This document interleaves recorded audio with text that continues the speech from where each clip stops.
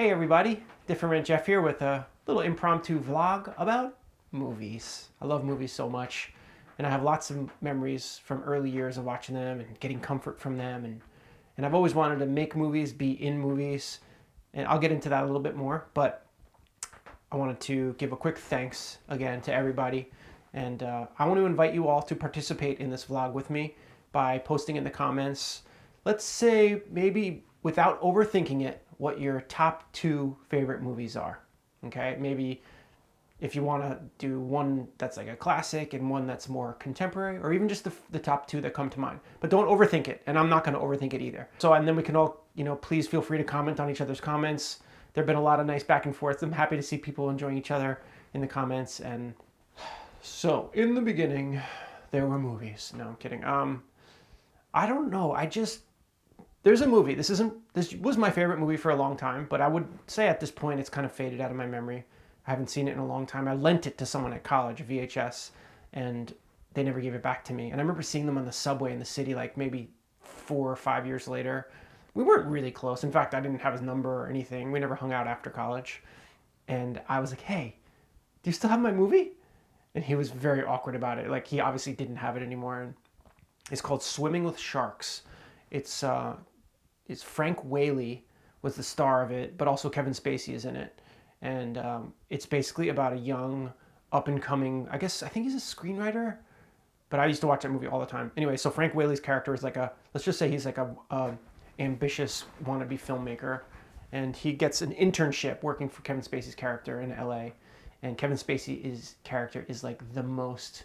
This is when I started to love Kevin Spacey. All the stuff that Kevin Spacey's done, I don't even know the stories, so I'm not pro or con Kevin Spacey. I don't get into all that stuff. I never get into those kinds of topics. But if he did bad things, then, that's bad. But I'm just talking about his acting in this movie. He was freaking amazing. He was such a wretched, awful boss. Just evil, mean, just demeaning. But that's not really the point of the movie. The point of the movie, the reason I'm mentioning it, is Frank Whaley's character has a monologue at one point where he talks about, someone asks him, like, why do you want to do this? Why are you in this business? But there's just something he says. He's like, movies. I just have memories in my life that are all centered around movies. And those are like the times where you felt most safe, or you felt most warm, or I'm butchering it, but that kind of encapsulates part of how I feel about films. First, my favorite movies. This is tough. This is really, really, really tough. I've always said Apocalypse Now was one of my favorite movies, and I think I'm going to keep that one. Apocalypse Now. But that's sort of in the middle. Is that a classic now? I guess that's a classic. It's pretty. It's not contemporary anymore. Oh geez, I can't even do it. Off the top of my head, I don't have a contemporary, but I am huge. You guys may not know this about me. Here's something new. I am obsessed with Japanese films. I have every Kurosawa film, every Ozu film, every Mizoguchi film, tons of other ones. Tons. Great library. And I want to say that Ozu has a film called Floating Weeds, I think. It's a movie he made 2 times. He made once in the beginning of his career in black and white, really like old school film. You could tell it's like very grainy film. And then he remade it later in bright color when he started doing color. And the later version, I think it's called Floating Weeds. It's about a traveling, I don't know if it's kabuki, a traveling group. I'm butchering everything. What's the point of this vlog? It's not important. But it's about a traveling theater group that's like struggling to get gigs, and they're going through these little towns, and the protagonist character is like the patriarch of the theater group, and he goes to this town where he had a mistress, and he has a child out of wedlock, and it's like this like scandal. It's so freaking beautiful. The color, the use of color, oh man, unbelievable. So I'm just going to go ahead and say those are my top 2 favorite movies at this moment. Curious to see what you all think. But I had mentioned briefly in one of my previous things about the whole green screen situation. It's like, if I can continue to innovate, then I do think I am a filmmaker. And I am a filmmaker. I'm a writer. I'm a comedian. I'm a YouTuber, content creator, actor. I don't even know what the heck you call it. But I want to be a good filmmaker. I want to have a style that's my own. I know I have a voice that's my own, but I'm doing everything zero budget. I'm doing everything all by myself, which is cool. That's the way I want it because I have ultimate control. I don't have to wait for somebody. I don't have to get a camera guy. I don't have to, bus people here to do scenes. And weirdly, for now, I feel like that's the way I want it to stay. So I feel like I'm going to keep pushing the limits of playing all the parts and doing all the roles, all the technical jobs myself. And maybe that's my style. I don't know. But I know there's a huge swath of people who will go to watch my movie. Like, for example, You're Fired, James, my film from last year that I made. Most of you, I think, have checked it out. I played, I think, seven of the main characters myself. My wife was in it. I had a couple friends play small parts. I had a couple people come to be extras in the final scene, or one of the final scenes. I did the camera, the sound, the music, editing, everything. It was a beast of a job, and I really loved doing it. It was hard, and my son was being born, and it was like late sleepless nights, and I was still editing, and sleepless nights because of him, because of having a baby, and then it was just a really rich time. I'm sure I'll always look back on it. But my point in mentioning it was some people, no, I'm kidding, some of the people who are kind of close to me who maybe think I'm impractical and until I'm kind of wondering, like, what the heck am I doing? Why am I dedicating so much of my time and energy to this stuff? Should I be pumping gas at the gas station right now? I don't know. I don't want to get too personal, but I'm going on auditions too. I'm looking for paid acting jobs. I've had tons of good paid acting jobs in my career, 20 plus year career. But when COVID hit, things kind of just, lost their rhythm. And that's when I started making my shorts. And now I'm just like, I'm burrowing to the core of the earth to try to monetize this channel, because I feel like once I get to that point, then at least I don't think it's going to make me a lot of money, even for a while. Even when I get to that 4,000 hours point, I kind of think, from what I've read and what I've heard, you don't really make very much. People have, there's like the ads that go in the beginning of the video, and probably getting pennies, a penny's on the view, most likely. But it's still, I just need to get to that point. I just feel like I can't focus on anything else except for that until I get there. So as of this moment today, I'm at 2,427 watch hours. And I hit 1,000 subscribers a while ago, and I was like, 1,000 subscribers, 4,000 watch hours. Those are the thresholds you need to achieve per year to maintain monetization. This is too much info. But when I hit the 1,000 subscribers, I was like, I'm going to be monetized. And now here I am. It's been like months and months and months and months of grinding, making, I think, decent quality parodies and videos and building my audience. But every day my watch time goes up. Like today, I woke up and my watch time was up 23 hours, which is a big chunk for a day. So when I get to the 3,000 watch hours, then I can put the merchandise store on my channel, and people can give me super thanks, which I guess is like a way of tipping. I don't really know much about that yet, but I think there's a way that the channel that the fans can kind of tip you within YouTube. Honestly, I'm pretty optimistic and hopeful. I'm not expecting either of those to be a huge windfall, but every little bit helps at this point. Anyway, back to movies. When I posted that movie, You're Fired, James, people close to me who were like, why are you not being so practical? Why are you, doing, they didn't even comment on the movie. Like, I feel like they see me in wigs, and, honestly, I don't want to dwell on those people, because we know. I get it. The people who don't get you, don't support, you don't need to dwell on them. But, sometimes they stay in your mind. But I put so much work into that movie, and like, people didn't even comment on it. But other people did. And the people who matter really did. Important people, my wife, like, people were so proud of me, and it's awesome. But there's other people who just don't even, my point is, wearing wigs, doing these garish, absurd characterizations, and putting pencil for like things, it doesn't come across professional, and so people just don't get it. I'm hoping that I have an absurdist niche that will become something that people want to watch.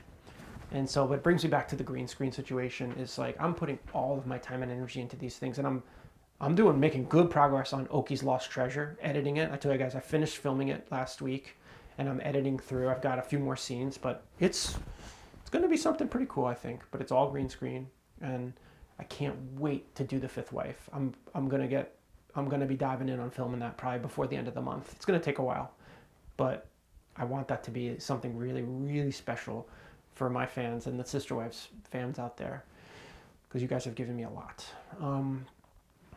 So, anyways, long-winded stuff. I'm gonna get back to talking about other movies for a minute, but what I'm just trying to say is I don't know where my style fits in. I have people who I admire. They make movies. They get $250,000, $500,000 for their film budget, and then they go to South by Southwest or Cannes or Sundance, and then I'm working so hard on doing these things, and sometimes I'm like, I'm really doing something special. And I'm not looking, by the way, I'm not looking for you guys to tell me you're doing great, Jeff. I know you guys are going to be kind to me. I just don't want you to think I'm here like begging for positive feedback. I'm just putting it out there about making movies and making things and how much energy I'm putting into this type of content and hoping at some point. I think my intention, my goal is after I make The Fifth Wife, that I'm going to make another film that's off the green screen. That's my plan right now, and hopefully. I have several scripts. I've written so much. If you saw the desktop on my computer, like all the little files and all the scripts, it's insane. It's insane.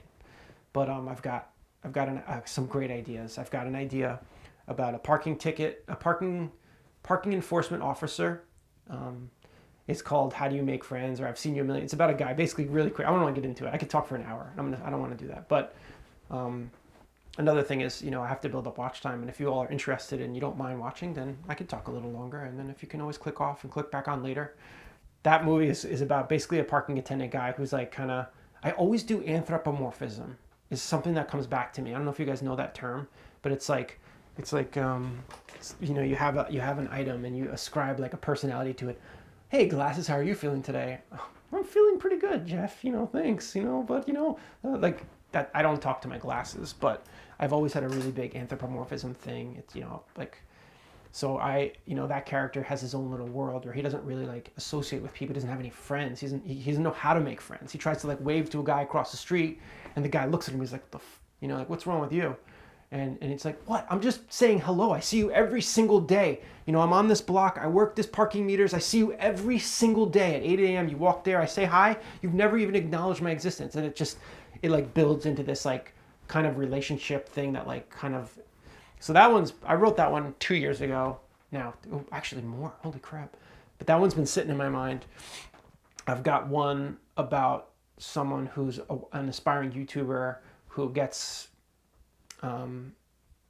a troll, like kind of targets them, and it's kind of like a suspenseful sort of a dark thing. I get a little bit creeped out by that topic. I don't want to make a self-fulfilling prophecy. I don't want to I don't know. I always I've had some experiences in my career with Broadway where I've had some weird fans who've done some things to me and impersonated me online and like crossed out my face on a big poster in Times Square, like just weird things that have happened. So I share. But then I also I'm afraid, I don't want people to take something, I don't want people to, it's a weird, we're all individuals, and this experience has never been lived out. So I have that script, which is about a guy who's like posting too much, but also posting his location stupidly. How people be like, I'll be at the 7-Eleven on 4th Street. I'm going to be doing this, and then like, he's like trying so hard to become YouTube famous so he can make money for his family. Oh, interesting topic. I wonder where I came up with that one. And then basically like this troll has like their like jealousy and their like anger towards him, and they like critique him all line, and they get the troll gets a little following from critiquing him, so he's like the troll gets his own little fame, so he starts becoming more obsessed with like, fuck, screw it. I don't really curse on the channel, but I do curse a lot, so excuse the language. But I made the choice not to curse on the channel a while ago. I don't know why. But I love cursing, and I'm gonna curse in things. It's gonna come back out in certain movies when the time is right. As you notice, I bleep it and everything every time I write a curse. But all right, I'm getting off track. All right, so there's that idea, and then I have this other one. Last thing I'll say, I have this other one called Me and My Child's Toys. It's another anthropomorphic kind of a thing where a guy who's trying to become a salesman and make money. It's all about trying to the protagonist is always someone who's like trying to like find their place, and he kind of talks to his kids' toys, and the toys talk back. But it's his voice, and so I'm working on that one right now. I really like the premise, but it doesn't really have like a strong conflict. All right, I'm gonna wrap it up and just talk a little bit more about movies. Some of the early movie experiences, my mom exposed us to the classics at an early age. So first of all, we were into dance, and my mom's a dancer, and we were into Broadway and dance and stuff. And so she would show us like the great musicals. We'd see Broadway shows, then we would have some of those classic dance movies, the Fred Astaire stuff. We would watch that. Gene Kelly, of course, and we always used to watch The Godfathers. So the Godfather movies were like really big early on. I remember one time I watched with my brother The Clockwork Orange when I was too young to watch it. And that stuck with me. And that was like, oh my gosh, like what is this? Holy crap. And that really showed me like there's this whole other like dimension, darkness, and I don't know. I think I've said enough. You know, this feels good. Thanks for being there. Hope you all enjoy the content and all the types of the content. But again, don't feel pressure to watch the things that you're not into. You all are very great. Your support has been awesome. And if you're out there and you're watching this stuff and you haven't ever commented, please comment. Okay, there's a great little group of subscribers right now, and there's a regular crew who comment on everything, and I'm grateful to you all. But I know there's some other people out there. If you're hesitant, join the conversation. Turn on notifications. I've been talking to some people. I guess sometimes the videos are seen, sometimes they're like, you don't see them. So turn on the bell, the notifications. Obviously, liking and commenting helps the videos get seen more. Share it with a friend. And as always, if you're curious, visit the Patreon and check it out. There's the $5 tier, the $10 tier, blah, blah, blah, blah. No pressure. I don't expect it. But and also I did add the cameo last month. So if anybody wants to get a cameo, I could do funny characters, or I can just be myself, or anything. That's it. Just little ways to help. I hope you all are doing well, and I'll catch up with you guys soon. I just made a Duggar short today. I haven't done one of those in a few weeks, but I thought I should throw one of those in the mix. And then the next ones coming are Season 5 Sister Wives. I watched the first episode of Season 5 yesterday, and I think I'm going to make it a two-parter. So there's some funny stuff. It was like the photo shoot for my my Sister Wives closet. It's just so absurd. So I think I'm going to make it a two-parter. So good stuff coming, and thanks again, everyone. Thank you. This is me trying. I wanna hold you in my arms. I wanna talk to